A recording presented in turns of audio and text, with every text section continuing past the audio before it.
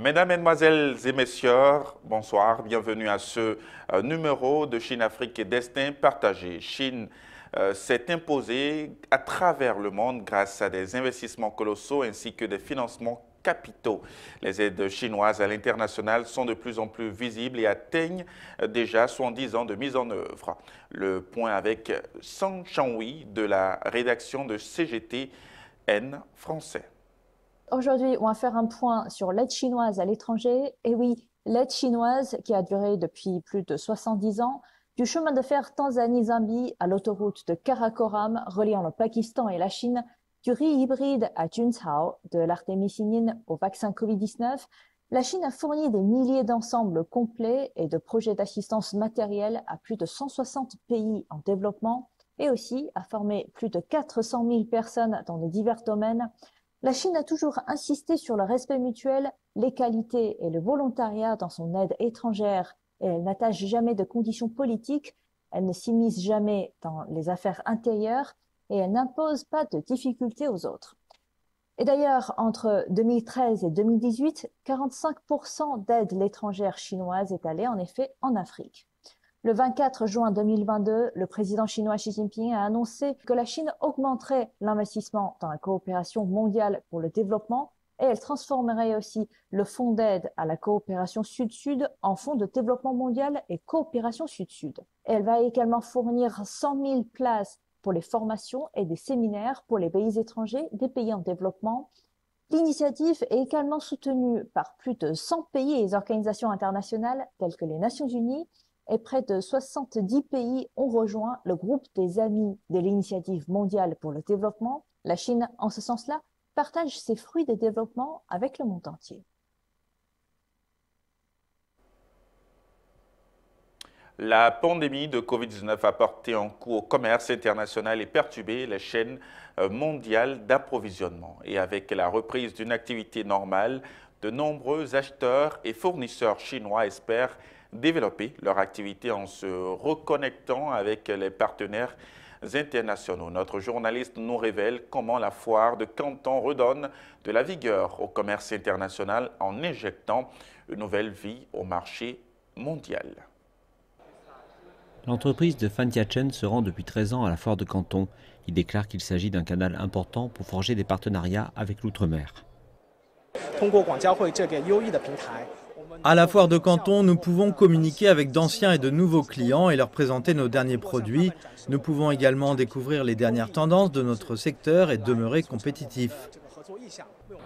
Après être demeurée essentiellement en ligne au cours des 3 dernières années, la foire de Canton a maintenant repris pleinement en personne, avec une surface d'exposition plus grande que jamais et des flux de visiteurs plus importants. Cela signifie davantage d'opportunités pour les entreprises chinoises.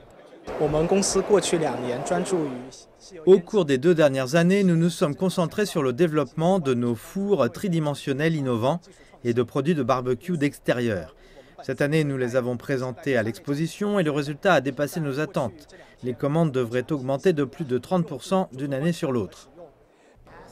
L'acheteur américain Mike Hersey déclare que le retour de la foire de Canton est une bonne nouvelle pour tout le monde.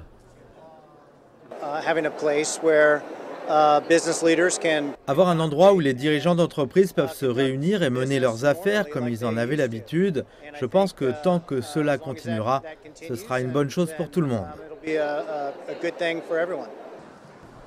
Et le retour du contact en face à face et de la conclusion d'accords est également salué par les autorités chinoises. Un millier d'emails ne peut pas se comparer avec une rencontre en face à face. Certains commerçants ont conclu des accords dès la première matinée. Nombreux sont ceux qui indiquent constater un grand nombre de transactions, plus que lors des années précédentes. La foire de Canton est la plus ancienne foire commerciale internationale de Chine. Au cours de ces 6 décennies d'histoire, elle a aidé les fournisseurs, en particulier les fournisseurs chinois, à trouver des acheteurs internationaux. Et bien qu'il existe désormais de nombreux autres moyens de promouvoir le commerce international, la foire de Canton demeure très prisée.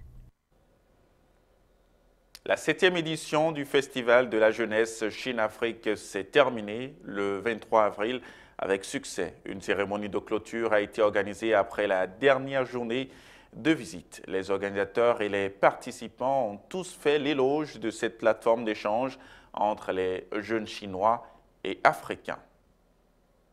Lors de la cérémonie de clôture, les jeunes Africains ont retracé leur voyage en Chine à travers une rétrospective en images de ce festival. Pendant 7 jours, ils ont visité des entreprises de haute technologie et des sites pittoresques, fait l'expérience de la culture traditionnelle chinoise et participé à des dialogues sur le rôle des jeunes dans les relations sino-africaines. Pour eux, c'est une expérience enrichissante et inoubliable. On a acquis beaucoup d'expérience, on a appris beaucoup de choses et on a été formés également. Et nous nous sommes rendus compte en réalité qu'aujourd'hui, l'Afrique avec la Chine devient un monde, un seul monde. Nous formons en réalité une seule famille aujourd'hui. Nous sommes les mêmes, nous avons la même culture presque. Nous partageons beaucoup de choses ensemble. J'ai apprécié la collaboration, j'ai apprécié la prise de soin des bénévoles qui ont été à l'écoute durant tout le séjour. Et j'ai pu découvrir la Chine dans ses profondeurs, la culture, l'art, la technologie. J'ai été impressionnée par beaucoup d'édifices, beaucoup d'infrastructures réalisées par la Chine.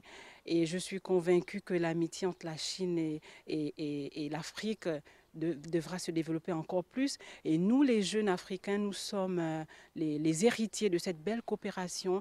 À nous de travailler main dans la main avec la Chine pour un développement serein et meilleur. J'ai été très ému et surpris par l'organisation des événements et l'accueil chaleureux qui a été fait et les échanges internationaux que j'ai pu avoir avec mes amis d'autres pays. Et l'intérêt que porte la Chine sur l'Afrique. J'ai vu les monuments historiques de la Chine, la culture. J'avais le plaisir de découvrir la culture chinoise. Donc tout ça reste à ma mémoire pour toute ma vie. Pour les organisateurs, l'événement de cette année a également eu beaucoup de succès. L'événement de cette année a plusieurs particularités. D'abord, c'est la première délégation africaine d'une telle ampleur que nous accueillons après l'assouplissement des mesures contre la Covid-19. Ensuite, les activités sont très variées cette année. Durant leur séjour à Beijing et dans la province du Shandong, ils ont non seulement visité des entreprises, mais aussi des quartiers de résidence, ce qui leur permet d'avoir des échanges avec le peuple chinois issu de différents secteurs. Nous avons reçu des retours très positifs de la part des jeunes Africains et des jeunes Chinois. Cette année marque le 10e anniversaire des principes de la politique africaine de la Chine qui sont axés sur le principe de sincérité, pragmatisme, amitié et franchise proposés par le président chinois Xi Jinping. Les jeunes constituent un pont entre les deux continents et jouent un rôle très important dans l'approfondissement des échanges et la promotion de l'amitié sino-africaine. La 133e édition de la foire des importations et des exportations de Chine aux foires de Guangzhou se tient actuellement à Guangzhou, la capitale de la province méridionale de Guangdong. Elle possède l'une des plus grandes surfaces d'exposition au monde, reflétant le développement de l'industrie chinoise et les tendances du marché mondial. De nouvelles sections consacrées au high-tech grand public sont ajoutées à la 133e foire des importations et exportations de Chine. Un responsable du ministère chinois du Commerce déclare que l'ajout de ces sections d'exposition correspond à la demande du marché mondial. Comme vous pouvez le constater aujourd'hui, avec les technologies intelligentes largement utilisées dans le domaine industriel, les produits courants de notre commerce international ont également changé. C'est en raison de cette tendance du commerce international que nous avons ajouté de nouvelles sections d'exposition en conséquence. La section de l'automatisation industrielle et de la fabrication intelligente est l'une des nouveautés de la foire cette année. Le gouvernement chinois souhaitant moderniser son industrie manufacturière, un exposant affirme qu'il existe un énorme potentiel de marché pour les équipements de fabrication intelligents en Chine comme à l'étranger.